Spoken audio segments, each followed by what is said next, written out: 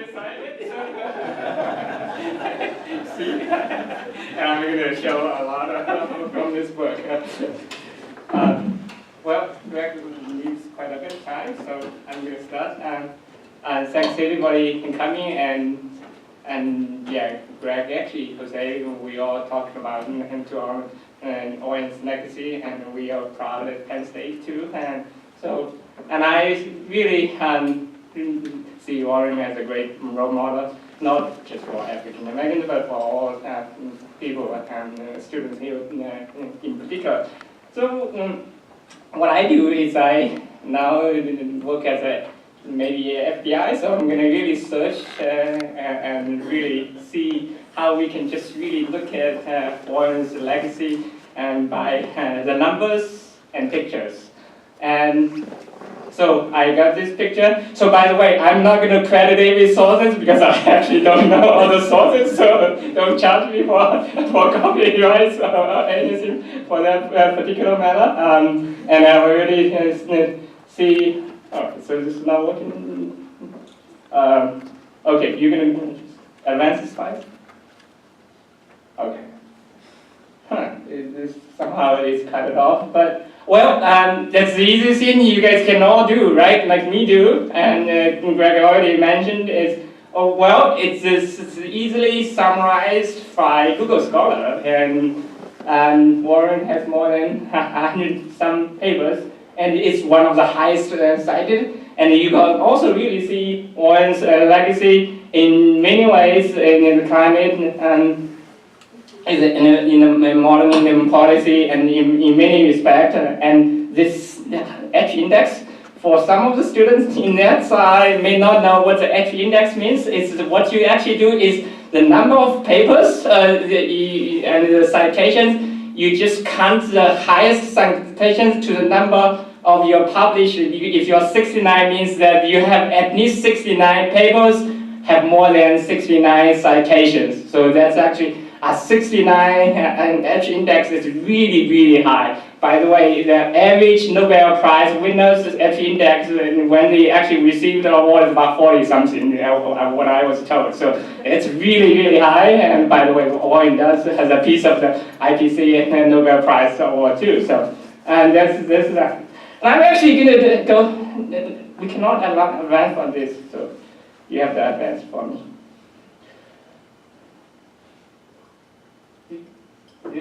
No, there's nothing can advance. You have to do it? Well, really? That's interesting. But can you actually advance that?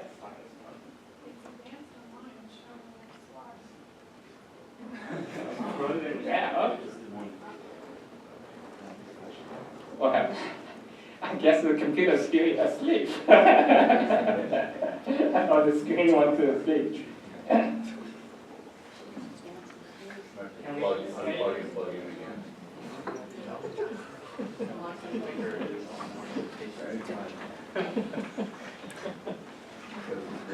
Yeah.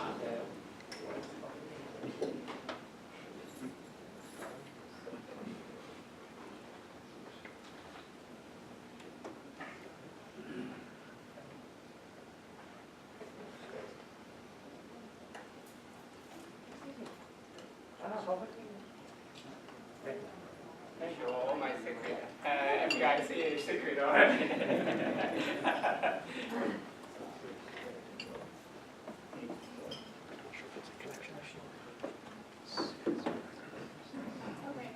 This is like, please. Can you go now? Yes, okay.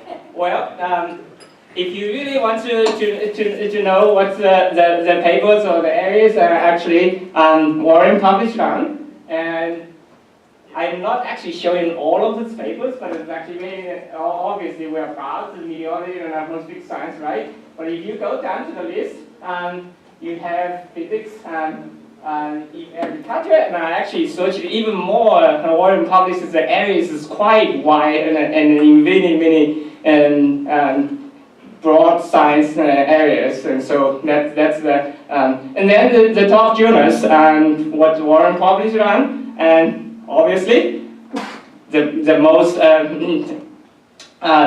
proud areas, and this is the climate, but obviously the atmospheric science. Warren even published quite a few papers in Monthly Weather Review and Journal of Applied Meteorology. So we are proud, as a weather meteorologist, we're proud to Warren. And I'm going to show you some of the things I was surprised to find out when I do my FBI search of what Warren actually done. But you guys actually, in the next slide, is really, really interesting, very fascinating. How many of the areas or disciplines is actually Warren influenced on, right? This is not what the people cite them work, that means they are touched by Warren's published works, right? First, it's no surprise, right? Meteorology and atmospheric science. And then it gets a little bit interesting, right? The energy fields, and then you can see the plant size. But that's not it.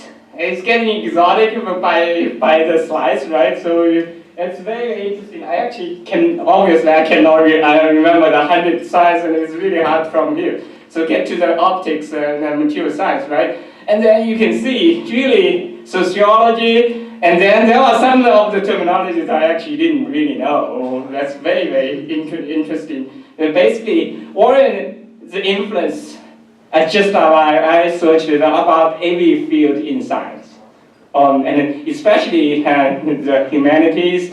It's very interesting in medicine, many of the medical fields, and now you can get to. Anybody know this terminology? I actually don't really know what's the actual terminology. So that's really Warren's contributions to the science of really not just our field and climate, but really to humanities and in general public, everything in there. Well, what's the top countries actually? Warren's work has been felt throughout the world. By the way, it's every countries I can know. This is top 100 countries. But if you're really looking further, it's almost every country actually have a remote program on doing science.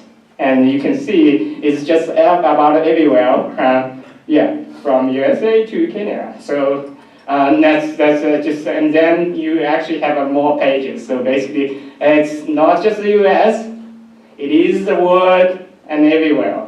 And it's about just about every corner of the world. By the way, not just literally every corner of the world, right? Or maybe in the future there's a flag there or a citation coming from those poles too.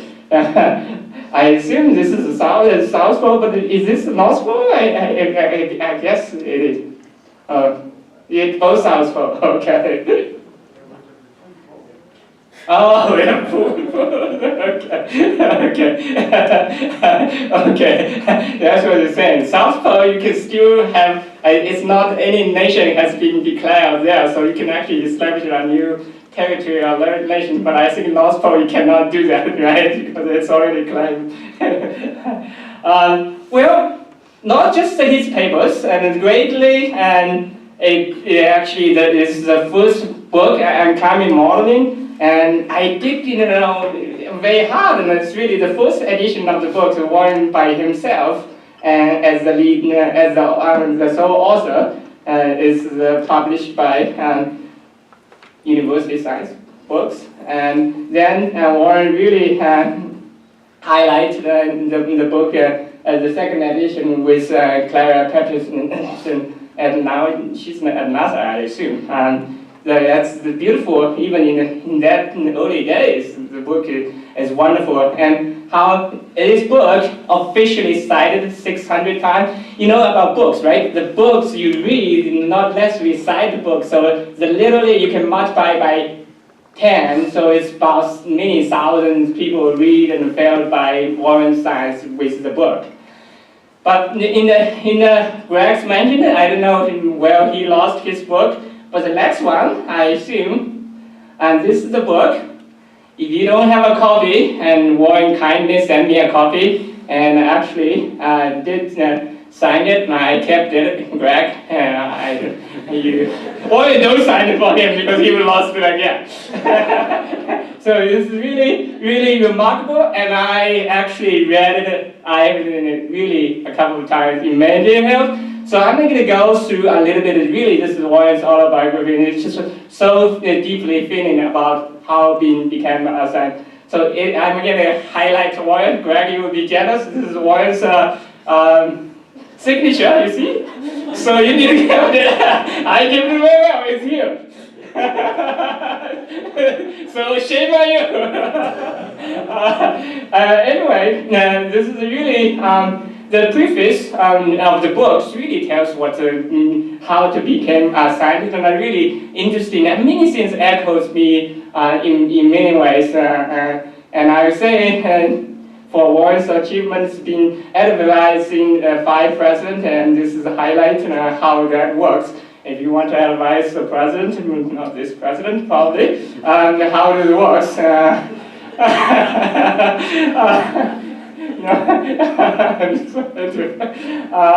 Yes, but I think I really echoed so in Warren saying reading the history of role models, and this citation here again, I can't really see it from here easily as a child. And I have to say, even now, as a grown-up man, I still read the books, like Warren's book, and I really learn, and Warren is definitely a role model for me in person. And there are many things I can echo from Warren's book. And so to give a little bit more about Warren's book, that's why I'm going to do a free advertising for Warren, so you're going to see a lot more. And within this book, this is really Warren's grandpa, I guess, and then his parents. According to the book, again, I'm not going to credit anybody. This is within the book. I scanned it, and this is Warren here. If you did I get it right? Okay, so that's good. And it's really a gracious families, and from this is very early 19 some hundreds, right? So it's very gracious family, and Warren, it's very touching to see Warren's his parents both educated, but they were not being able to take advantage of their educations. But they do. I think this is actually very interesting. It's really how we benefited, and personally, it really echoes me. My parents neither.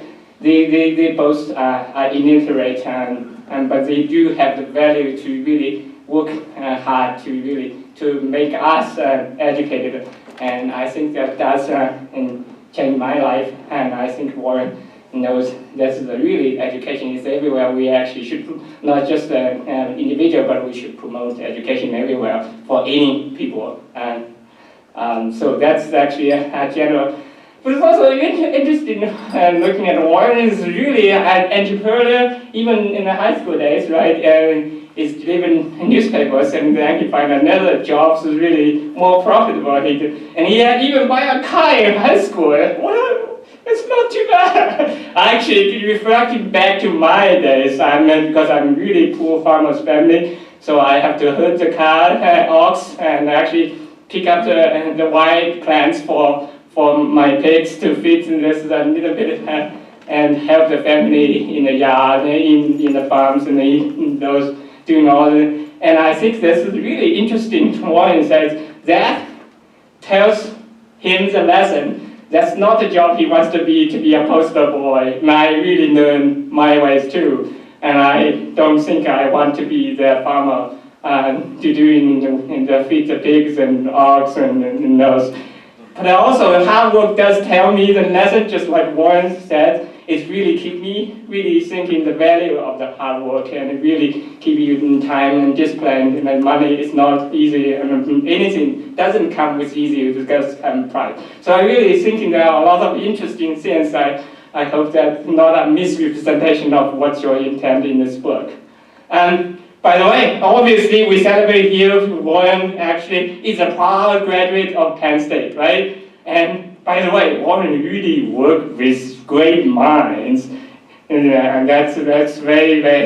And I did that actually. Warren first worked with this guy and got Bob to quit, and he was a professor here. I don't think any of the Penn Staters here knows he was a professor here, except for Warren and Zhang. Okay, right. he was an interesting guy according to the internet search. And he was here as a professor for just a few years, and then he changed the field to be computer scientist, and he went on to the Albany as a professor in computer science, and also have started in a company. So why Warren actually have these two skills, climate meteorology and then computer science? There is some genes there from academically, but also obviously the great Penn State. And Warren mentioned his other mentors, and Chuck Hosler. I don't know whether Chuck will be able to show up sometimes today. And if you haven't had a chance to talk to Chuck, you definitely want to talk to it. It's strictly another legend by himself. So it's really, I feel humbled and very interesting to talk to Chuck. And also Al Baraka. By the way, all this, I believe all three of them have been once the president of the AMS, and Warren was the president of AMS at some point. And also, there's actually another great meteorologist called Mr. Franz or Mr. Talkboss, is actually Ed Dennison. I didn't realize that Ed Dennison was here as a professor for a field. But now searching the internet, it's really hard to find his picture, but Ed has been almost working about everywhere. He was at NCAR, he was at ASA, he was at Oregon State, he was in Hawaii, he was traveling everywhere, no wonder. But no pictures of him anywhere. And I even asked Lance Boza, Dan Kaiser, and Zhang, it's really, we don't find his pictures. He can hide himself very well. By the way, Warren really in the book actually acknowledged John Kerr's influence. I think they are buddies at that time. By the way, I also got a great email from your contemporary at that time. It's actually Joe Meyer. He's really have the highest regards, highest words about Warren. He's super smart, I assume he said you are a couple of years before him, but he knows you at that time, advised you a lot. So Joe Meyer is the founder president of AccuWeather, and the Joe Meyer Center will go in there today for the reception. So I do want to talk about a little bit about Warren's science in detail. And in terms of search and read the book, and I didn't realize Warren is a pioneer in the field I'm actually working on these days. It's actually the atmospheric predictability, and it's surprising the curves. And it's not that many people actually know this study is actually earlier than Lawrence 69, it's later than the butterfly of 63, but it's actually earlier than many of Ed Lawrence's the book is about this. Warren actually, I think this is probably the first real generation using the real general circulation model to understand atmospheric predictability, which is in the bulk part is about 30 days of the saturation. And now why? And this is the field I personally work on. I think one of the reasons Warren mentioned is this journal is no longer in circulation. I couldn't find it in online, so that's a shame. But this interestingly, how the error grows with perturbed and very small perturbed runs.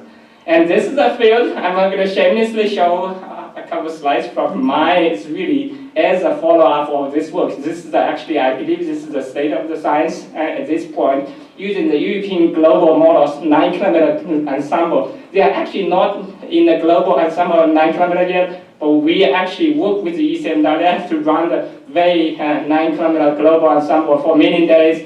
And we find, just like Warren mentioned in his book, in 15 days, this is the reanalysis on the 15th day, and this is the control forecast. Did you find any similarities? Almost none.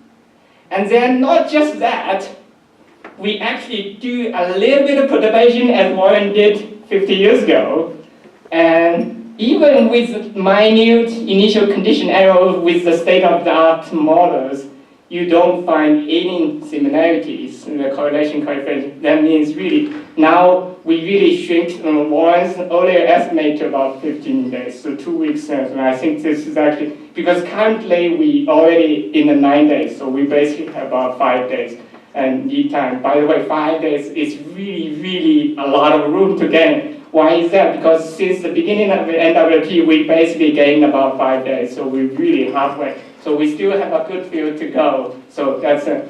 And if my curve is almost like Warren's curve 50 years ago. That's interesting. So this is the one with the current perturbation, and then this is another with the minute perturbations.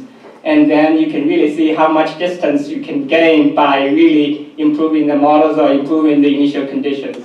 And by the way, this is actually, I literally come back last night because I'm now in Gothenburg as the chair of the Gothenburg Chair Program for advanced studies, and I'm going back this weekend too, so just come back to celebrate Warren's legacy. And I'm actually doing this area, which is really, I see it's very close to what Warren's legacy has put many of us do, is advance Earth and climate predictions through big data, big science. I hope you can help lead us through these difficult times and with more resources and more policy.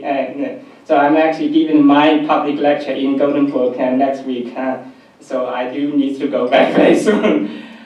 So to close, we really want to celebrate Warren. Thank you. We are proud you've been from Penn State, and we really learn. And as again, I interact with Warren many times, and we really see you as a role model for us, but for everybody. And with that, I conclude and thank you.